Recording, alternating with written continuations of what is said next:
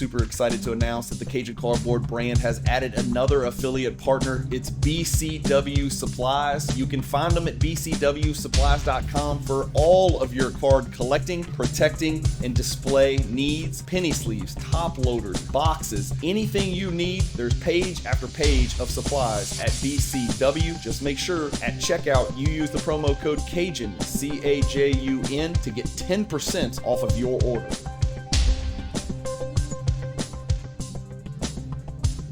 Hey guys, Bryan with Cajun Cardboard coming at you from the great state of Louisiana. And after hours and hours of preparation and prep time and research, Andy Albert and I have hit the record button, and we're ready to chat with you really about not too much in particular. Andy, you've been on the channel before, but welcome back to the channel. Tell people who you are, what you're about, what's your purpose, where do you fit in the hobby? Thanks, man. All that studying I did in college has paid off because we did all that studying for this podcast, and I'm really excited about it, the hours, like you said.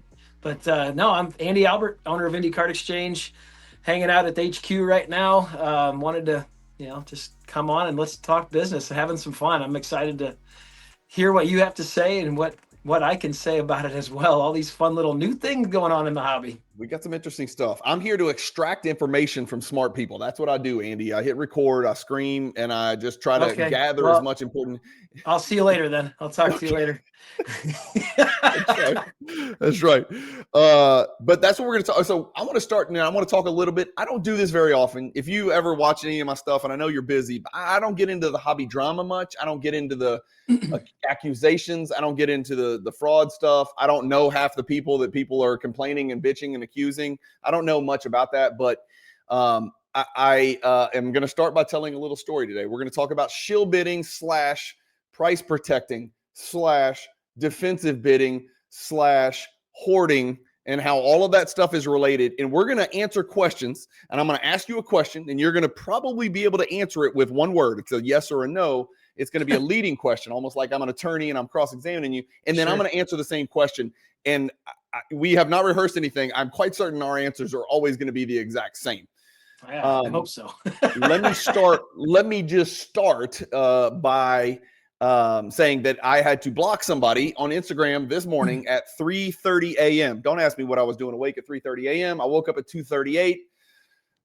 Blessing and a curse. My brain's running. I've got ideas. I can't go back to sleep. My wife, I close the door. I get out of there and I go, just start my day, right? And I just happened to check my Instagram. I posted something last night about I was confused because I had heard in more than one place, I saw on Instagram somebody say, buying multiple copies of a card is a form of shill bidding.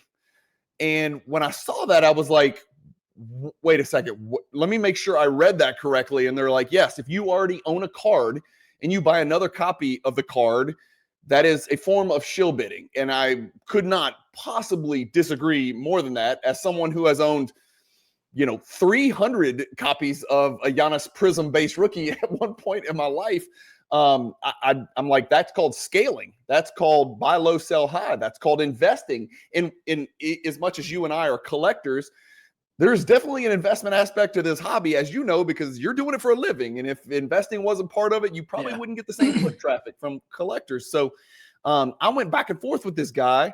And by the end of it, I am not exaggerating to you, he was disparaging friends of mine in the hobby, calling them names, telling me I was part of the good old boy network, and that I was basically a co-conspirator with Dr. Beckett to defensive bid. This happened in like a 20-minute back and forth where I was simply saying, it's real simple, man. I got two rules. You never bid on your own card. Let me just ask the question. Is there any hypothetical that you could possibly fathom where it would be okay for Andy Albert to bid on Andy Albert's card? No, absolutely not. Okay. I would never do it. Yeah. Unequivocally, no. Okay, so that's rule number one. You can't bid on your own card. Number two, you have to want the card that you're bidding on, right? It's just that simple. Is it ever okay to bid on a card that you don't want to win? Yeah. Is it ever, say that again. I'm sorry. Is it okay to bid on a card that you have no intention of paying for and you do not want to win? If it's not my card? Yeah. Sure it is. Yeah. Okay. So I'll bid on a card because I'm a deal hunter. You know, if you go Yeah. find a card, you know, let's go say a Steph Curry card, right? I may have a PSA 10 color blast and I'm okay with having another one, and I'm going to bid up to a comfortable price that I feel like absolutely I'll pay for that card. Yes. Exactly. So you want to win it though. That's my point. For sure. Like, you're not bidding on a card just for the sake of bidding on it with no intention of No. paying. You're bidding because you want a second copy. Absolutely. And so that's where we got off, because I was saying, y'all are talking about shill bidding. Y'all are talking about defensive bidding, and y'all can go into all these different definitions, and everybody's got a nuanced definition. Yeah. That is it's like apples and spaceships. This is not Right. apples and oranges. This is apples and spaceships. Like, me wanting a second copy of a Michael Jordan Playmakers Theater or 27 copies of a Slam Bams Kobe Bryant that has nothing to do with shill bidding, because these are cards. A, they're not my cards. B, I want those cards. C, I'm trying to buy it at the lowest price possible, not the highest, the lowest price possible. Right. And D, how else can you scale in the sports card hobby if you can't buy more than one copy of a card that you truly believe in? If you think you're buying low, I'll give you a great example right now, Andy. I'm reinvesting into Giannis Antetokounmpo Prism rookie cards. I'm buying back in. I bought in. I was very heavy. I liquidated. And now I believe the price point has gotten so low. I think Giannis is a good buy right now. Yeah. And so I'm looking for, if 11 Giannis Silver Prism PSA 10s came up on eBay and it was at my price point and it was buy now, I'd buy all 11. Right. Yeah. So if I saw 11 auctions, I'll just let the cat out of the bag. I'm not the guy who snipes. I just put in what I think the card's worth and what I'm willing to pay for it, and I just leave it there. I don't know if that's dumb or not, but that's the way I've always done it. I'm gonna bid on all 11 of them. You know why? Because I want to get as many as I possibly can, because I think that card's undervalued right now. That's the investor stuff. I own one of those too, Brian. I absolutely agree with you. I mean, if you're based on the definition of what you just explained from this person that was going after you, I own 7 star 101s. Am I shill bidding those star 101s back in the day just because I know that card had value? No, absolutely not. I know what that card was supposed to be worth, and I got a good deal on it. There's no reason to ever think that because you own more and you're buying more is even remotely under the category of shill bidding in any way. Yeah. No. As long as you pay for it. As long as you pay for it. That's the number one caveat, right? It's never, and I'll say it, I've never not paid for a card that I've bought ever in my entire life. Now, I've gotten a refund on eBay when a card shows up and it's got like crayons on it that weren't in the pictures. Like, I've returned a card on eBay, but I've never I've never bid on a card I didn't want to win. I've never not paid for an item that I won for any reason, right? So I don't know. If you don't have the money, don't buy it, right? So I think we got to draw that distinction there. So the big issue is, and I told you I don't listen to the hobby drama and all the current event stuff, but I didn't listen to the guy, P. Ryan. I don't know the guy. I never met the guy. I don't really need the guy. I don't really take advice from other people, to be quite honest with you. He seems to like to give people advice. I don't know him personally. He seems to have been around for a while and at least knows his stuff. I never listened to what he did or said. It sounds like he bid on his own card. That's never okay. But then he talked with Dr. Beckett, and somebody told me Dr. Beckett said it's okay to defensive bid on your friend's card or something like that. Did you listen to any of that stuff? I don't get caught up in that stuff. No, I mean, either. Number one, because we're not involved in it, right? Like we're not you're more of an influencer than I am. I'm a hobby shop owner. A lot of people trust your opinion. So to have an opinion, I think, is very important in this situation, right? I stay away from any sort of cards that relate to me or my friends' cards. I got mad at a guy a few years ago because I found out he was bidding on a card for his buddy, and just to keep that being protected from going below what the number. I disagree with that. Yeah, 100%. Right. I 100%. If you put the card out for auction, your intent is to sell, right? Yeah. You are fully intending to sell. You need to accept the consequences of how that card finishes out, because you feel, again, this is a feeling, this is subjective. You feel that the time is right to sell that card. I had a guy in here this morning in my shop. He brought in like 10 cards. 5 of them we decided, your timing's right. Let's sell on this because the market is hot for these 5 cards. Don't sell these 5. He kept the 5 that he shouldn't sell, and he's selling the other 5 on Fanatics Collect. So, get the proper advice of the professionals that know what's going on in the hobby, but don't ever go down that path of feeling like I got to protect myself. And now you're you're kind of blackballed. I mean, that's what happens in Yeah. this hobby. You're going to be blackballed. Are you Yeah. willing to take that risk and become blackballed in the hobby just because Yeah. you're trying to protect one or two cards that maybe sold for 10% less than you thought they were going to sell for, right? So, I mean, I'm anti-shill bidding. I've always been anti-shill bidding. You know, I've had to, you know, call a few people out locally that have done it, that I said, don't ever let it happen again, kind of thing. So, Yeah. you know, don't get yourself into that category of being labeled as something that's a negative in this hobby, because it happens. Like, you know, people are out there to castrate you. You know, even if they don't really have a are, like just, pitchforks, torches, like they yeah, want this guy dead. They want to even if they take don't this have a guy. just, And I'm you know, like, you I can, just don't care. I'm like, it doesn't matter. I mean, I care, you know, I don't yeah, want people to do nefarious things, but like, I don't right. know this guy. Well, It's and we're talking clearly about, wrong. Like, I don't understand how you could openly not think it's wrong. I don't understand the confusion. right. But when I saw someone try to muddy the picture and say, you can't want to acquire a second copy of a card, Right. I'm like, well, that's, Yeah. I've been doing that for Ask a that. decade. In fact, I've done that. I mean, I had 1,000 Anthony Simons cards, for Yeah. God's sake. So I'm like the worst there is to hoarding. You know, hoarding is, you know, you may not like it, but there's definitely nothing immoral or illicit about wanting to buy as many copies of a card at as low a price as possible and paying for those cards as an Right. investment. I don't see any issues with that at all. No, I challenge that same person's logic of, you know, let's go to the stock market. I've bought Amazon stock and Apple stock at $100. Then I've bought 50 more shares at $120. Like, are you telling me I shouldn't be doing that? I Yeah. believe that Apple is a long time investment. So I also Yeah. believe that certain sports cards are a long time Yeah. investment, and I'm going to keep buying more of them at whatever price I 100%. feel comfortable at. So I mean, 100%. Yeah. it's illogical, and those are the kind of things where that's why I personally try to stay out of the social media back and forth, because it's just not worth it. Yeah. And you know, people are wanting to hate for reasons that aren't even justified. So I feel bad Agreed. that you had to deal with this guy at 3 o'clock in the Weird. morning. Yeah. He's like, you're part of the good old boy network. I'm like, dude, I've only been doing this for like 8 years. And like everything I do, almost every single transaction I make, I share it with the world. Like I don't have no secrets. Like I've been buying multiple copies of cards forever, sometimes to great profits and sometimes to Right. horrible, catastrophic ends. I got murdered on LeBron, and I, you know, famously bought many LeBron cards because I thought I was buying low, but really I was buying at the peak. So it didn't work out. Yeah, there's negatives to the positives. I can throw out about 5 names that everybody always laughs at me about. I mean, you know, Andrew Luck's one. I lost 35 grand on Andrew Luck the night he retired.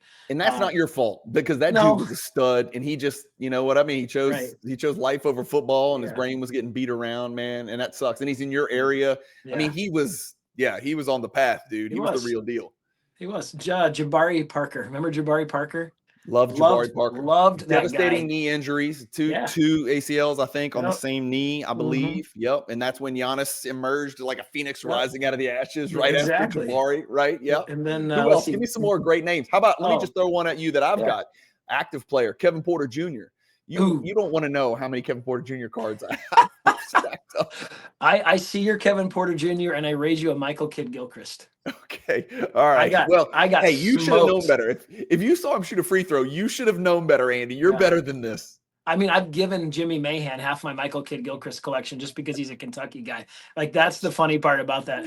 And then my other massive loss that I probably had the nicest high-end stuff was Justice Winslow. I loved that guy. I thought he was the next James Harden. He's a lefty.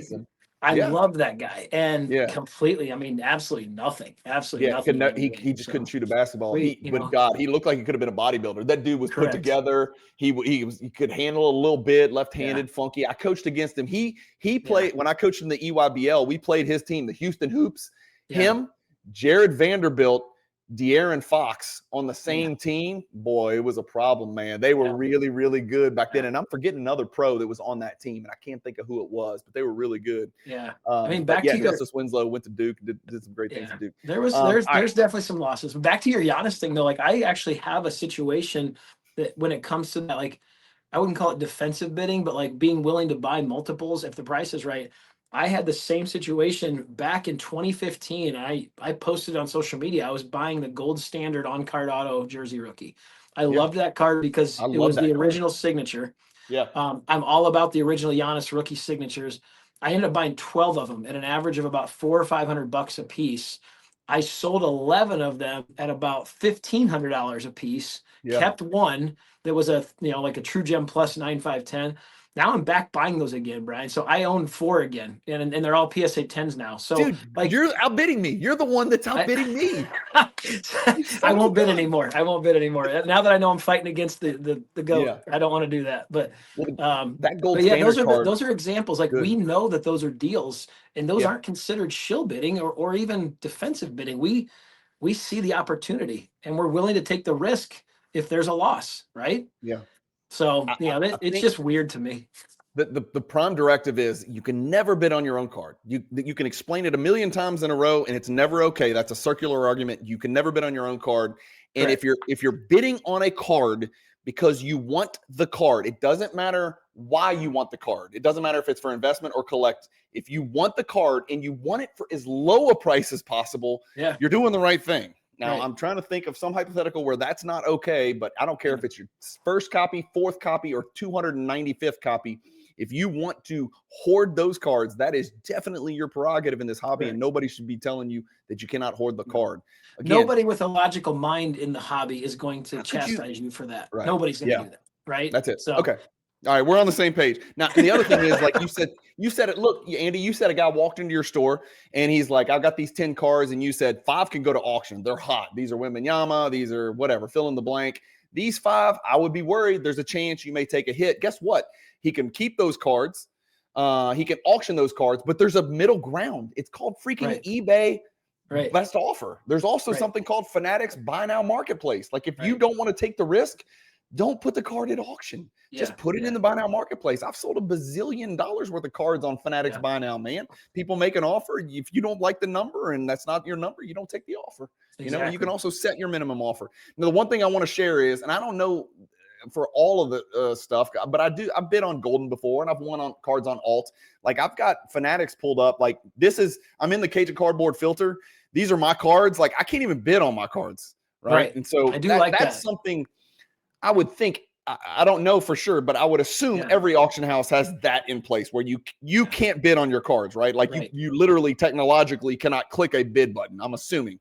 Yeah, and we have so I take it another layer. So we're a submitter for Fanatics Collect, right? We get a lot of stuff in from our customers.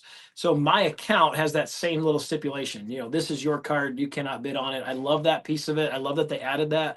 But we take it a separate layer where we make an agreement with these people that are buying or that are consigning through us. Do not bid on our auctions. That's the issue, right? You know what your cards are and that they're on our platform on Fanatics Collect. And if I see that you're bidding on those, you know, we're done. No more business at all. So, you know, and I use, thankfully, the people that I have are consistent resellers that come through that I have a good relationship with. But, you know, I'm always looking out for that as well. And there's not a lot of people that do care as much about that because it's an unfiltered process of us being an actual submitter and then the actual owner of the card going in and bidding on those cards. So you got to be buyer beware for that stuff too. This is crucial. And this is where I think it gets important because I think this is how the problem occurred in the first place because the card was with our friends, Jesse and Brock on Acquire, and the dude consigned to Acquire put it on Fanatics, and the dude bid on the card. Is it not? And there's people out there screaming, that's on Acquire. Acquire should not let their people bid on their cards. Is it not unduly burdensome, Andy, if 75 people give you cards that they consign through you, you put them on Fanatics? Is it not unduly burdensome? How could you police? I mean, you can tell them, don't bid on your cards. You can sign with me. You're not allowed. They can sign something. They can do whatever. But it seems unduly burdensome for the hobby to expect Andy Albert to police the 75 or maybe in Worf's case, 700 people that consign cards to them not to bid on their cards. It's also, I don't know how you could possibly do it from the perspective of Fanatics Collect or Golden or Alt or any of these places. How can they put those two things together? Maybe there's a way to do it with a spreadsheet or something like that. Maybe you require the Fanatics account information of the people that consign to you.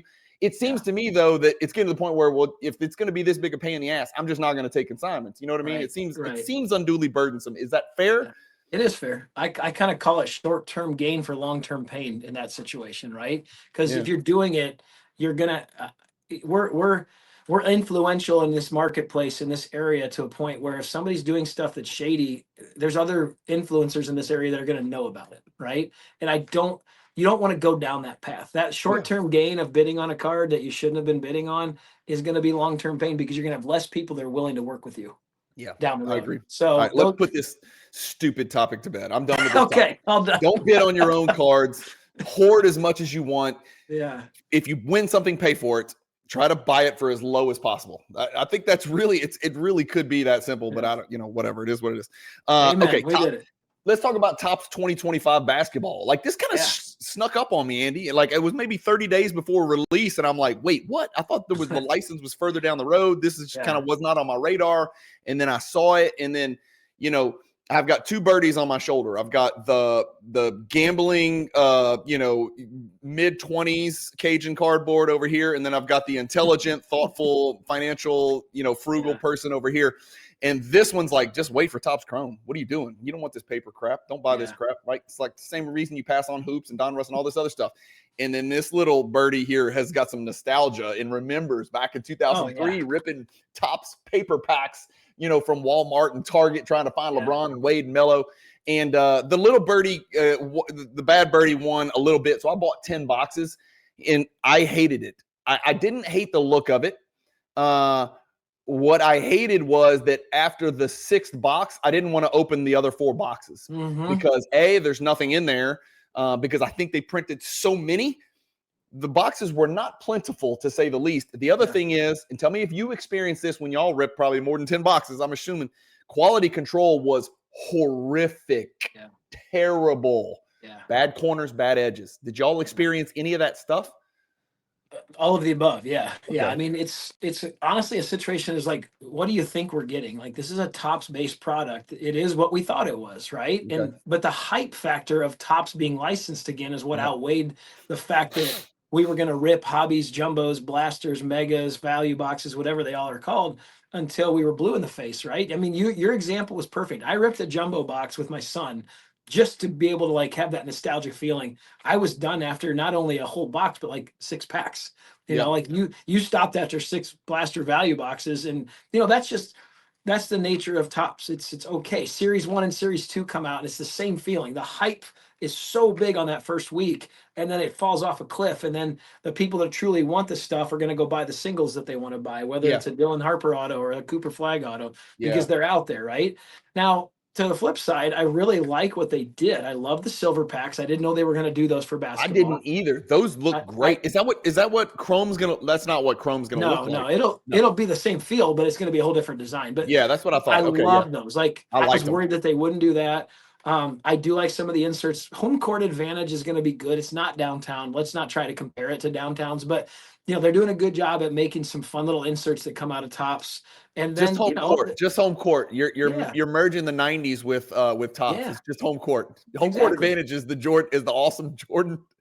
Remember the wood? Yeah. The hardwood.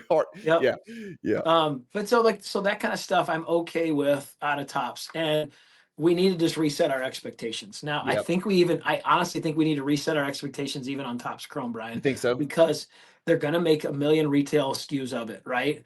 And there's going to be some great color that comes out of the hobbies and jumbos and the breakers and everything. But Topps Chrome is Topps Chrome, and the hype is going to always outweigh, the demand's going to always outweigh the supply.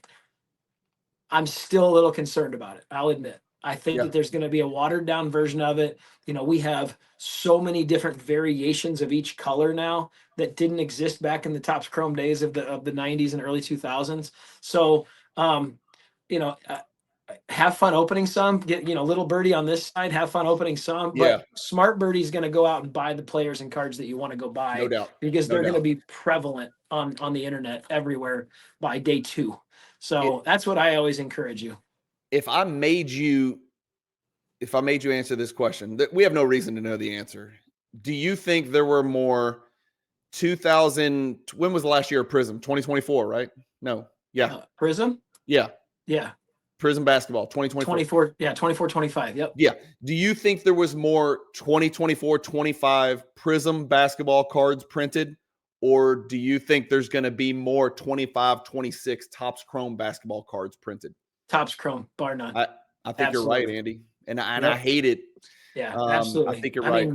The SKUs are going to be everywhere. everywhere. Now, Prism gets away with all their different variations like fast break and international and, Prism black and all this kind of stuff. But, to me, those are actually, they're under the same umbrella of Prism, but they're completely different products, right? I don't view those as your true Prism product. Now, Topps Chrome's going to have Chrome Cosmic, and they're going to have other different types of Chrome products. You can't put those in the same ballpark of Topps Chrome base, right? Right. I would say Prism and Topps Chrome. There's going to be way more Topps Chrome that's made for 25-26. All right, I'm gonna quiz you right now. I'm pulling this up on Trading Card Database. I'm not gonna screen share yet. You're gonna have to answer this question. I am in the 2025 Topps product, and I am looking at inserts and parallels. I'm gonna jump straight to parallels. Okay, we're not talking about inserts. These are just straight up parallels to the base only. Now, I'm not talking about parallel inserts because that's a whole nother animal. How many different parallels do you think there are in 2025 Topps paper, the Topps flagship that we just talked about? Rough estimate, I'm going to say 15. Okay, there's 56. Yeah, there's 56. 56. Wow. Yeah, I mean, there's Crackleboard black, Crackleboard green, Crackleboard orange. What is a Crackleboard, Andy? That's what I want to know. Diamante gold, Diamante orange. I don't even know what's happening here. Wow. Yeah. I mean, I guess it's because of all the retail SKUs, right? I mean, it's because there's a bunch of like, well, I bought the hobby boxes and I got just murdered. It was awful. I've heard the jumbos were better, but then I watched another video where the guy said jumbos aren't any better than hobby. I know we got retail blasters, we got megas. So I don't keep up with all that ultra modern stuff, but man, we could have pulled a sand glitter blue and we didn't. Yeah, and again, we go back to the 80s, 90s era. We get to choose what to buy, which I guess is nice, right? Because back in that era, you was one and done. You knew what you were buying, you knew what you were getting. So it goes back to the consumer. How much is the consumer willing to buy, and do they really feel like the parallels they're getting are rare parallels, right? To me, the answer is no. Of those 56 you just mentioned, I'm probably interested in 5 of them. But I do like some of that stuff, right? I'm a purist when it comes to the Chrome true colors. Give me an orange, give me a blue, give me a red. I don't want any sparkles, waves, crackles, whatever those numbers are. I don't want any of that stuff. What's the number? I've got a video coming out. This is really great segue. What's the number, Andy? How many parallels to the base should there be? In 2012 Prism, for instance, there was gold, silver, green. That's it. 3. Yeah. Next year, 2013, maybe, I can't remember, maybe 8, 10, something like that. Next year, that's when it starts going, and then where it got to, right? Yeah. And that's not even including T-Mall and Choice and Fast Break and all the other crap. Yeah. What's the number, Andy? What if you could step into the shoes of the CEO at Fanatics or Topps or whatever it's called and say, here's how many parallels to the base card we're going to make. How many would you choose? You're talking about hobby only, correct? Like a hobby box?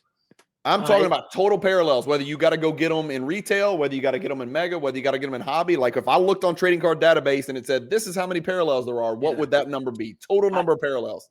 Let's say each one should have 3 to 5, right? So if they made 6 different types of Topps product, hobby and retail, 25 to 30 maybe max. Oh, you're talking, yeah. I mean, just like when Topps Chrome comes out, how many do you wish there would be? How many colors in Topps Chrome? Single digits, less than 10. I wish. I think 8. Yeah. I wish there were single digits because make it a chase, make it fun, and then put cool inserts in and do color parallels of those as well, right? Some of them they do, some of them they don't. Like they're going to do that. I mean, I like what Topps is trying to do. The Topps has the best strategy when it comes to chase cards. They are doing such a good job of putting these monster chase cards that make it worth opening. We all know it's a needle in a haystack, and I give them credit. I'll be honest, I was just on calls with them about their inserts. They admitted fully that their inserts pale in comparison to Panini's inserts. They even said, we want to do everything we can to just come close to the downtown's kabooms, color blasts, things like that, because we know the desirability that had with Panini. And so we're actually trying to champion a few inserts for Topps coming out in the next Topps Chrome Cosmic products to try to make it look, people realize there is some rarity to these now. You do have to transition to basketball and football. So let's make these inserts the chase cards and make them Yeah. fun. So, our one insert that we are championing is the ultraviolet insert. I think they're pretty cool looking. They're odd, they're weird, but so's a downtown. Some of these downtowns look pretty strange too. But the desirability is going to be there because we don't have any other choices. It also takes some time. It takes some time for the market to settle and to get a saturation and figure out what the hobby does like. I mean, nobody gave a shit about kabooms in 2014. Correct. Nobody cared Correct. at all. And the consumer has they've made the point that they only want to buy licensed product, right? So we have to make that choice of buying Topps licensed football and licensed basketball moving forward. So let's latch on to those inserts moving forward. Why not? Yeah.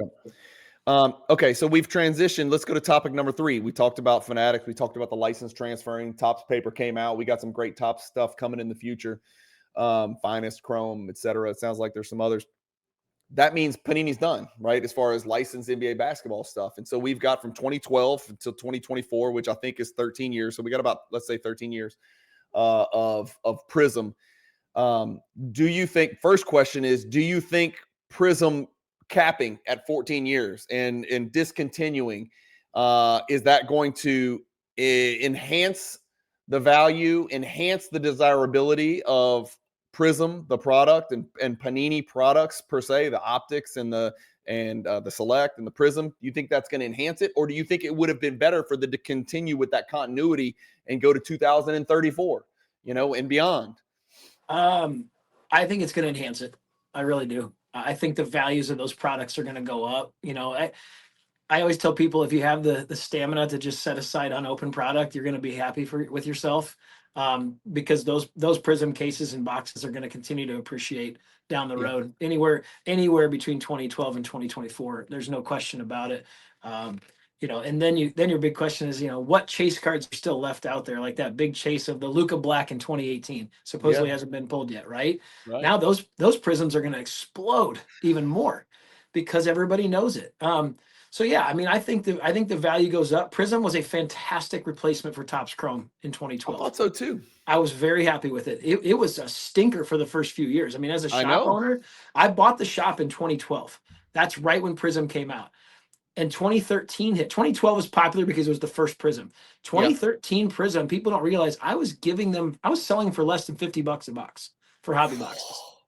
Giannis's rookie year, that kind of stuff. Like there may be this transition point where, people didn't realize how good those early Prisms were. And now we're looking back on it, regretting not hanging on to more of that stuff.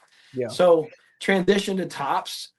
Topps Chrome isn't going to be that way. It's going to come out guns blazing and continue to stay as hot as possible because it's Topps Chrome licensed. So my whole point is go back and buy some Prism singles, the ones that you like, the early Prisms of 2012 to 2015 before retail.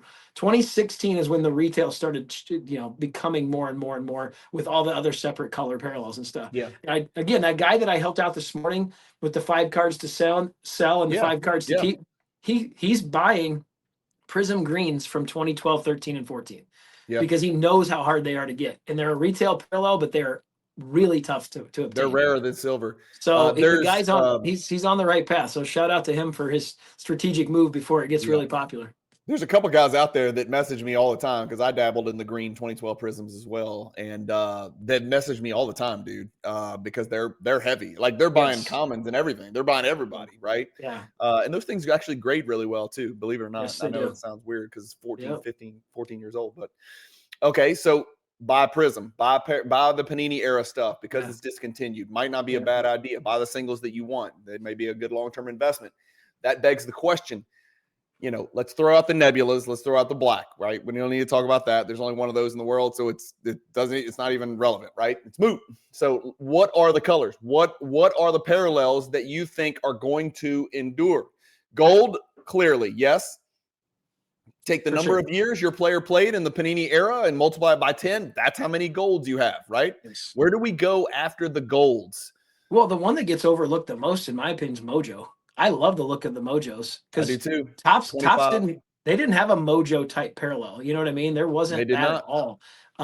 So the 2 parallels that probably going to get the most love, I would say Mojo and Cracked Ice will be the long-term chases. Cracked Ice didn't have a numbered parallel till maybe 18, 19 range. You know, they had like a blue ice. Is that right? If I'm not mistaken. 20. I know Luka Doncic. I call it the rich man's color match. It's serial number 99 blue ice for Luka. Yeah. Then the poor man's Yeah. color match, which is not poor at all because it's still expensive as hell, is Yeah, the blue. those- You know, Those are probably my two favorite colors Yeah. besides chasing a gold, right? I mean, we, like you said, one of one throw out the window, but like blue ice and mojo, I can't understand. I had a Devin Booker mojo rookie from 15, 16, and it was like 20% of the value of even other colors around it, like an orange and you know, we know the golds are what they are too, but it just, why is a mojo not that popular? Yeah, Explain I that like to the me. look of them too. You know, Yeah, it'd be for one sure. thing if it was ugly or bad, like bronze. You know, the bronze fast break, like it's serial number to 20, but it's disgusting.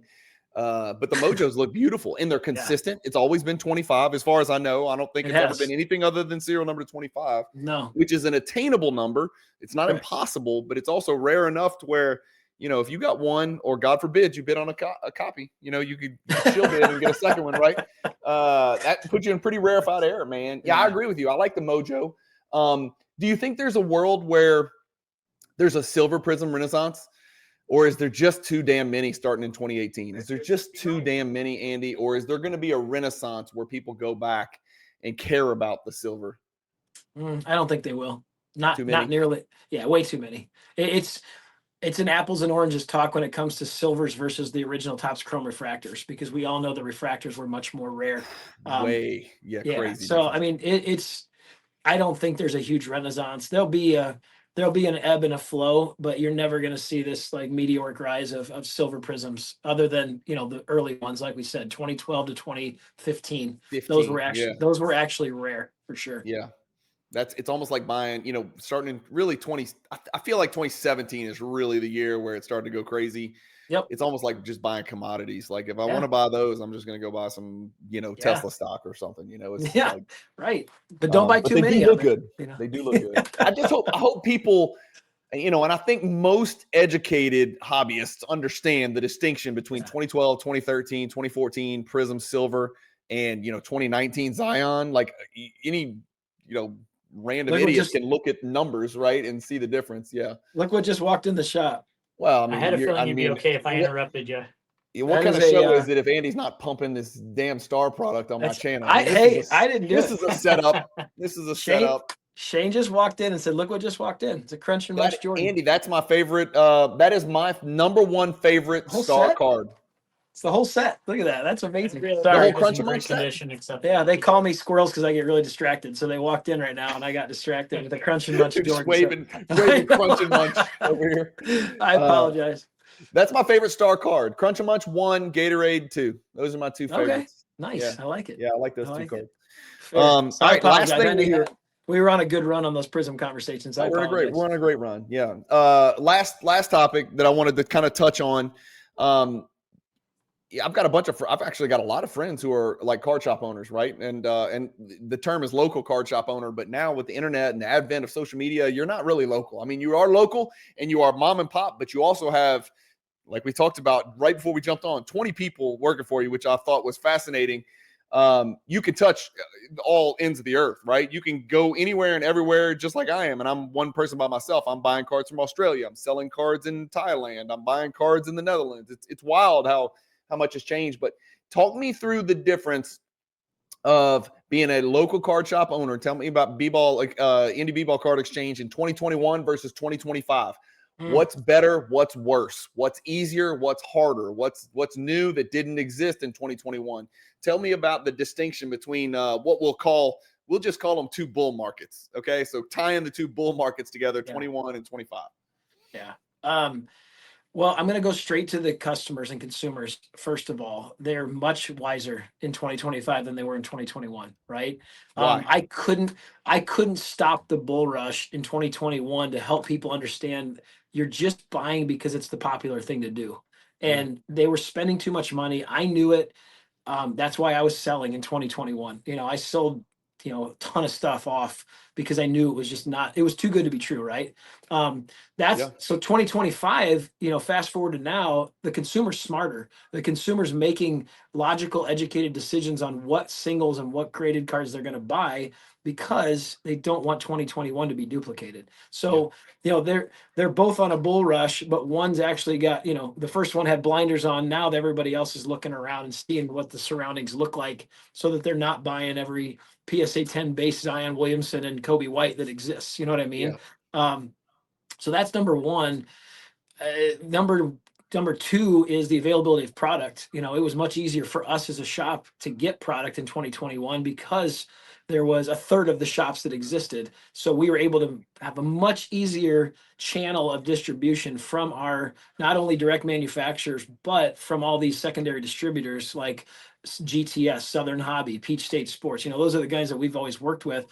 I struggle. And Jake and I literally struggle on a daily basis trying to get enough product to supply the demand of what my customers, just my local customers. We don't sell online. We don't sell wax on our website at all, really. Really? I mean, if you if it's on our website, it's the product that doesn't move, right? Nobody wanted, right? Correct. Right. So I struggle right now getting the product, and that was not the case in 2021. We could get whatever we wanted, how much we wanted, without having to pay this dynamic pricing. I don't mind dynamic pricing because I respect that the fact that everybody wants to make a buck, whatever, that's great. But allow the people that want the product on the day of release to get the product. That's the 2025 struggle now. For example, just today, Topps Chrome Update Hobby. I'm sorry, Topps Update Hobby, excuse me, just regular Topps flagship update. 2021, if that comes out, I'm getting 20 cases of hobby and 20 cases of jumbo to supply the demand of my customer base here in Indianapolis. This year, I just got 4 hobby and 4 jumbo. I have to allocate a Topps flagship product to like 2 boxes per person. That's not right. I'm sorry. It's just not right. And I've made my voice known. I've talked to Topps. I've talked to my hobby sales director, all those people. Like, we try as hard as we can to make sure that we're not flipping this stuff online to our consumers. We have people walking in, wanting product, want to rip it, and they're still not supplying that amount that's necessary. So that is a 2025 real struggle. And I'm not the only person in this country that's having that same struggle. No, I've heard the same thing from my local guys. A very good friend of mine owns a place here in town called Cards and Culture. He said, getting the supply is the issue, man. Yeah, and we're in the majority there. Like, all of us are feeling that strain. It does tell you that the hobby's grown. And the hobby's grown healthily, I think, in the last 2 or 3 years. So that's good. But where's all that product going? It's going to the online breakers, which is, again, fine. It is what it is because that's where the demand is. How do we figure that balance out? Those are 2 of the biggest struggles I have is balancing out for my customers everything that I can do without having to go elsewhere. They want to buy from Indie Card Exchange. They don't want to go buy on Topps.com. Yeah. And, let's just, let's spade is a spade, right? They appreciate the fact that they have an LCS and they want to continue to support that LCS. So why can't that LCS get the product they need to get to provide that for the customers? I had that same conversation with bigger LCSs than me. I was just talking before you jumped on. I mean, Rob Veras, I admire and respect at Burbank. RBI Crew, Ryan Bannister, like, those are guys that I admire and respect in this hobby and will always, glean information off of them and then provide information for them as well of how do we be able to supply this demand, even though we're being dealt, a much shorter hand than we used to be dealt. Yeah. You said that the average consumer is more sophisticated, more educated. Is it because they've been in the hobby longer, or you think the average new hobby consumer is more educated, maybe because of access to some of the new tech out there, like the card ladder, the sports card investor, like understanding pop reports better? Do you think it's the learning curve has become much steeper today than it was in 2019, 2020, where people just didn't, like, we saw it coming. We saw the base prism problem, right? And staring us right in the face, but so many people really did not. And it was kind of shocking. Yeah. Do you think they're smarter because they've just had experience, or maybe they were there in 2021? Or do you think they're smarter because they've got access to tools that educate quicker? Yeah, well, great question. I think it's 2-part. Number one is the ones that were in 2021 and are still in 2025 now made smart decisions and actually gathered information from people that they respect that are still in this hobby, providing that smart information, right? Like the people that you just mentioned, your local card shop that has no intention of up and leaving this hobby because we're going to be here to provide you for the marathon, not the sprint. Yeah, and then secondly, the pieces, the new people that come in do have access to way more information than they used to. They're originally, we try to come in as, I feel like a financial advisor on a daily basis, right? One of my first questions is, are you here to just have fun gambling? Are you here to actually invest? Are you here as a collector? There's three buckets that I always kind of try to factor who they are and what they're trying to get into, because that sets them up for how we can provide the best information on what to do for this hobby. Back then, it was just, let's throw everything against the wall and see what sticks. It's not the case anymore. Yeah. You know what's weird, Andy, is I walked through Target the other day, and it's the inventory is overwhelmed. I walked through Dick's. I saw sports cards and Dick's. These Topps boxes, there was literally 500. Dick's is not having trouble getting a product. They had probably 500 boxes of Topps. I couldn't believe it. I didn't even know Dick's sold sports cards. That would never have existed back in 2020. Like, you could not you walk through a Target, empty, all of it. And then, of course, people are stabbing each other, and it's one per box per person. And now it's like, man, there's real products sitting there. Like, there was top stuff sitting on the shelves. And I think that is an educated consumer as well, that maybe pulling a $20 retail blaster with 16 Topps cards is probably not a good idea. Or maybe it's just an oversupply. I don't know. It could be one or the other. I don't know how many Topps executives are going to be watching this Cajun Cardboard episode, but my theory to these people that I've even said is lessen the number of waves that you're sending this product out, right? I think it's better off on a lot of products that exist to get out into the consumer's hands first and foremost, the first week or two of release, and then not continue to restock these shelves, because we're a, what have you done for me lately type of society right now. And what you're doing for me right now, I'm going to think about now, but I'm not going to think about in 3 weeks, because I'm moving on to the next thing. So the trading card market has become the same way, but Topps is still, in my opinion, not catching up to the curve where you need to have product out into the consumer's hands more frequently, more available on those first week or two of releases. And,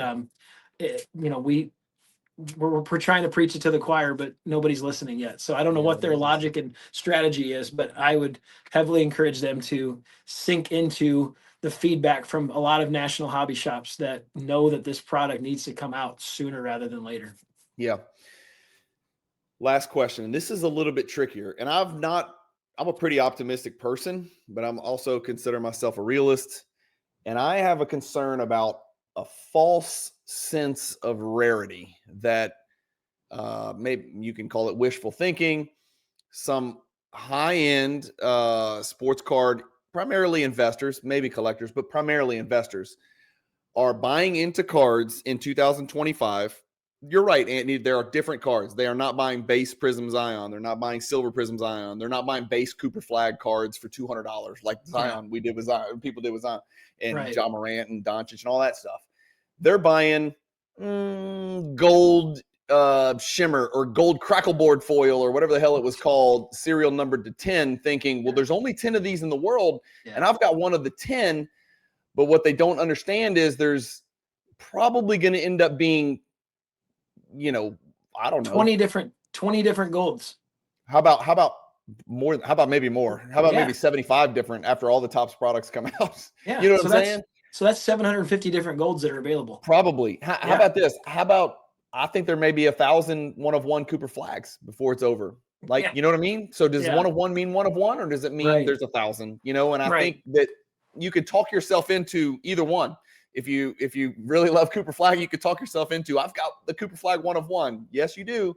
But it's like the 800th most attractive of the 1,000 one of ones that are out there. Yes. So I worry that people have a false sense of rarity, and they think that they're insulated from what we saw in the second, third, fourth quarter of 2021, where we saw, I think a lot of people would describe it as a crash. We'll call it a reset, whatever you want to call it. Yeah. I think that might be coming. And I don't mean to sound like Debbie Downer here, but what do you think about where we are in what is still a bull market? I think we're at or near a peak, at least as far as the stuff that I collect. And yes, I'm even talking about Jordan and Kobe and Curry and all these guys.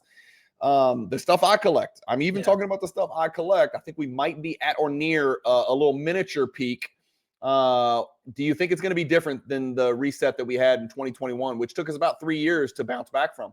Yeah, it'll be much less of a hard fall. Yeah, it'll be a much softer fall. Absolutely. And the reason is because the online breakers they're propping up the secondary one of ones. You know, they're keeping those one of ones as the case hit desirable cards, because if it weren't for them, then it would be a much harder fall based on what you're saying right now, because they're, you know, that how in the world have downtowns and kabooms held up the values that they have? It's because the online breakers are keeping them as quote unquote case hits, right? Yeah.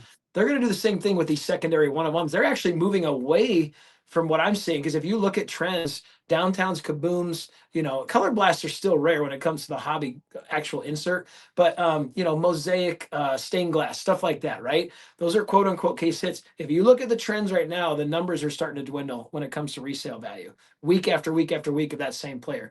But flip it to those one-of-ones, the breakers are moving from these over here to those secondary one-of-ones, because everybody knows they have a finite number to them. Whether it's 80 or 8,000 different one-of-ones, there's still a much less finite number to be able to use as an attractive case hit from a repack, from, you know, the actual product itself, from, you know, whatever else they do decide, you know, to make it look good on the online break. So it's going to be a less hard fall. You know, you're going to be able to have a helmet on this time and cushion yourself a little bit, as opposed to getting kicked in the teeth. Last question. I said that was the last one, but I got one more. It's great. It's all right. I'm loving this, man. This is a blast. Do you own any kabooms? Do you own some kabooms?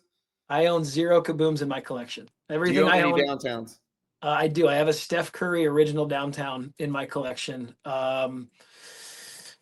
You know what? I lied. I have a Jason Tatum rookie kaboom PSA 10 in my personal collection. I do have one. I apologize. But other than that, those are the only like true collection cards that I have tucked away in my safety deposit box for long term. Okay. Now, if Jordan had a kaboom or a downtown, I'd have one of those too. Well, of course. But you would have duplicates too. So we know how you operate, right? We would both have duplicates. Some of this stuff worries me, Andy. I'm just going to say it. And it's easy for me to say because I don't own a kaboom, I don't think. And I don't own a downtown that I can think of. Maybe I have a Lillard somewhere in my Lillard collection. It worries me a little bit that the word case hit is used so loosely because a case hit in year X could be there's 16, you know, PSA 10s.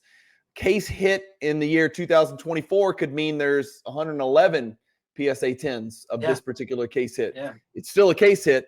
They just made a hell of a lot more cases or they graded better, right? They had a higher quality control. Yeah. And I think these things are getting lumped into each other. I think maybe the title to this video on the thumbnail, it should be "Not All Kabooms Are Created Equal" or something like that. Yeah. I would caution people the same way we had to look at Zion-based Prism pop counts, the same way you know, you and your fanatical star collectors like to look at the 86 Fleer 57 pop count.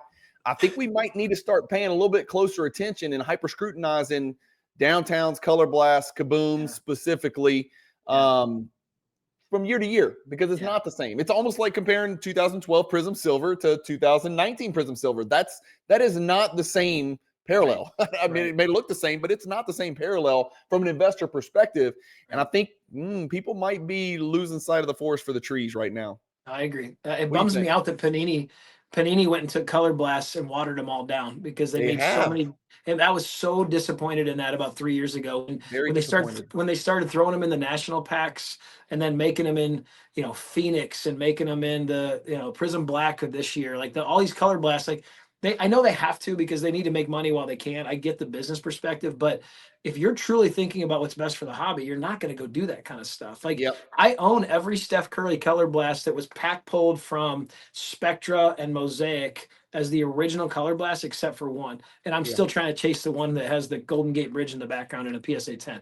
But I do know what rarity is, right? We all do, that people that have been around in the hobby for long enough. And that's our job and our, you know, a prerogative to educate everybody in that. I want everybody to know what is rare, what's worth hanging on to, and what's not so watered down to the point where you're going to regret it 5 years from now. Yeah.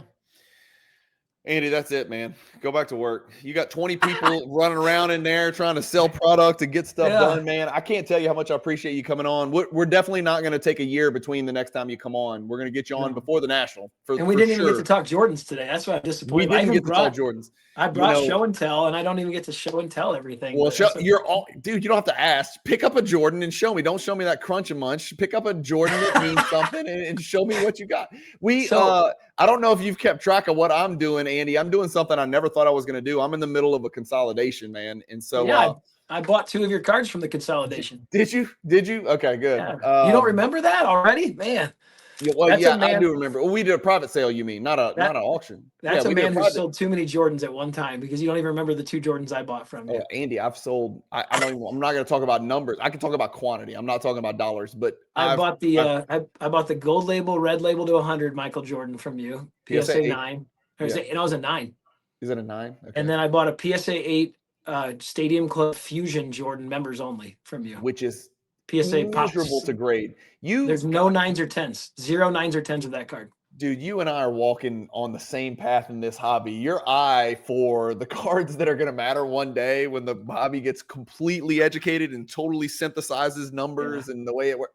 Dude, you and I think so much alike, but I'll never forget your words. I'll never forget your words. You said, Andy, why are you buying all my ghosts? That's what you called them. You picked the 2 cards that I would have been like, maybe I don't need to sell these. Right? It's not a coincidence, man. It's not a coincidence. But look, thanks for joining the channel. I'll get you back on here again. Anytime you ever need this platform for anything that any B-Ball exchange is doing, all you got to do is say the word and you got it. I appreciate it, man. Thank you so much. You're a good friend of the hobby and much respect for all you're doing. Thanks, Andy. See ya. See you soon. Thanks, dude.